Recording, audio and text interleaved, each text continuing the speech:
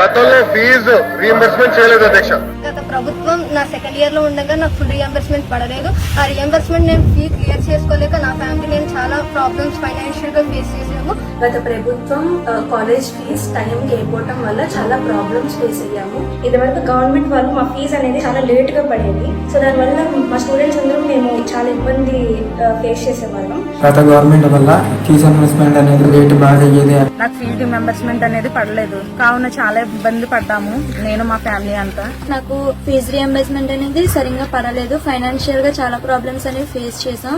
కానీ ఈ ప్రభుత్వం college fees direct college account వేయడం వల్ల చాలా యూజ్ అయ్యింది. మాకు ఫీజు రియంబర్స్మెంట్ పడుతుందని కొంచెం హ్యాపీగా ఉంది. టైం కి వేస్తున్నారు, టైం కి వస్తుంది, అన్ని టైం కి ఉంది కాబట్టి చాలా బాగుంది. కాలేజ్ బ్యాంక్ అకౌంట్ లోకి మనీ అనేది రావడం వల్ల ఇప్పుడు మా కాలేజ్ స్టాఫ్ వాళ్ళు కూడా మమ్మల్ని ఏం అడగడం లేదు ఫీజు కట్టండి అని.